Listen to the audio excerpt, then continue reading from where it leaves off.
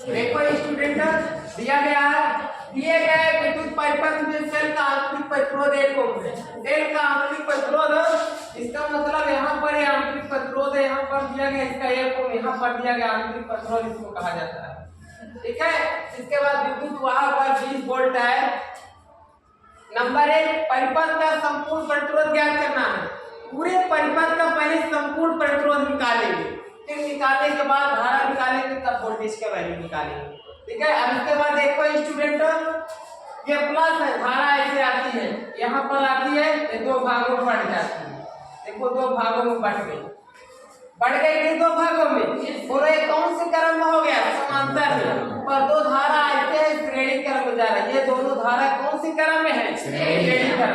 तो बच्चों देखो यहाँ पर लिखेंगे 4 ओम, 2 श्रेणी क्रम में है। कौन से क्रम में है? श्रेणी में। ठीक है। तो श्रेणी बराबर देखो फार्मूला क्या होता है बेटा? R बराबर R1 प्लस R2। R बराबर देखो 4 ओम, यहाँ पर 4 लिखो, यहाँ पर 2 लिखो। R बराबर इसको जोड़ो, कितना आ गया? 6 ओम आ गया। कितना ओम आ गया आपका? 6 ओम। ये जुड़ गया, क्या हो गया? ये जुड़ जाता है, ये जुड़ गया। यहाँ पर कितना ओम हो गया बच्चों? 6 ओम हो गया। यहाँ पर कितना ओम आ गया? 6 ओम। अब बोलो यहाँ से धारा आती है, ऊपर चली, कुछ ऊपर चलिए, कुछ नीचे चली जाए। देखो दो लोग एक ऊपर चला गया, नीचे चला आया, है ना?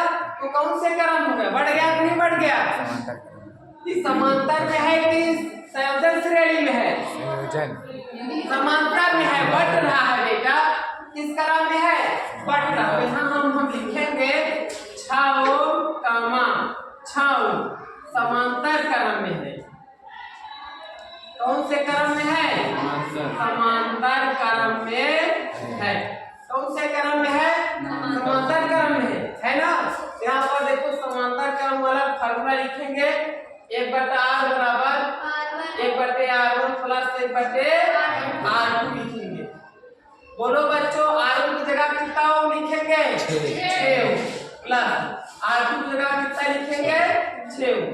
अब बच्चों तुम लोग बताओ, ये दोनों समान दिख रहा है कि नहीं दिख रहा है? अगर समान दिखे, आप लोग एक ऐसी लाइन खींचना, ऐसे 6 लिख देना, ऊपर वाला 1 प्लस 1 नोट कर देना। इसके बाद जोड़ डाल, एक जोड़ कितना होगा? 2 होगा। बेटा इसको काट दो, 2 1 कम 2 दिहाई 6 आ गया। कितना आ गया? 6 आ गया कि नहीं आ गया है?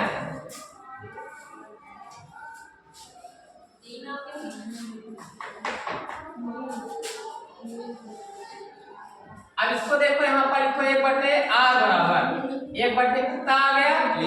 1 में R से गुणा करो, कितना होगा? R। 3 में 1 से गुणा करो, कितना होगा? 3 ओम आ गया। कितना आ गया? 3 ओम। इसके बाद देखो स्टूडेंट, ये वाला एक प्रतिरोध एकत्रित हो जाता है। यहाँ पर एक प्रतिरोध एकत्रित हो गया, यहाँ पर कितना ओम आ गया? 3 ओम आ गया। कितना ओम आ गया? 3। बोलो बच्चों, धारा ऐसे बह के आ रही है 3 ओम, 3 ओम को तो 6 ओम, 6 ओम को तो 1 ओम यहाँ पर आ गया। कहीं बट नहीं है क्या? ऐसे लाइन सीधा चली आई है, कहीं बटा नहीं बटा, नहीं बट रहा। तो कौन सा क्रम में है ये? समांतर में है कि संयोजन श्रेणी में है? संयोजन श्रेणी में ना, धारा कहीं बट रही है। देखो बटा नहीं ना, सीधा ऐसे चली आई, सीधा यहाँ चलिए। यहाँ 1 ओम है, इसका आंतरिक प्रतिरोध कितना दिया गया है? 1 ओम दिया गया है। देखो आंतरिक प्रतिरोध 1 ओम दिया गया। यहाँ पर हम लिखेंगे स्टूडेंट 3 ओम, 6 ओम, 1 ओम श्रेणी क्रम में है। कौन से क्रम में है? श्रेणी क्रम में है। कौन से ओम है स्टूडेंट? श्रेणी क्रम में है। तो श्रेणी क्रम वाला फार्मूला क्या लगेगा? बोलो बच्चों, R बराबर R1 प्लस R2 प्लस, पहले इसमें 3 ही प्रतिरोध है ना, यहाँ पर लिखेंगे R बराबर R1 वैल्यू कितना है? 3, R2 वैल्यू कितना है? 6, R3 वैल्यू कितना है? 1। बेटा इसको जोड़ो, 6 3 9 में 1 जोड़ो 10 ओम आ गया। कितना ओम आ गया? 10 ओम आ गया।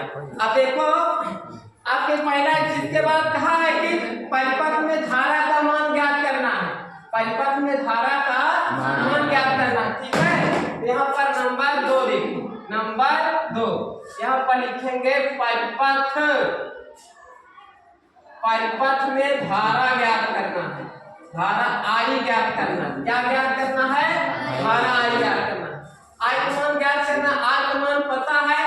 अब वोल्टेज कितना दिया गया है, 20 वोल्टेज। ओम के नियम से विभव बराबर R इंटू आई है ना बच्चों, हमको आई चाहिए तो V अपान R। बोलो बच्चों V की वैल्यू कितना दिया गया है, 20 वोल्ट। कहाँ दिया गया, 20 वोल्ट, यही है ना। यहाँ पर लिखेंगे 20 वोल्ट अपान R की वैल्यू कितना दिया गया है, 10। इसको भाग करो, 10 दूना 20, आई बराबर कितना आ गया, 2 एम्पियर आ गया।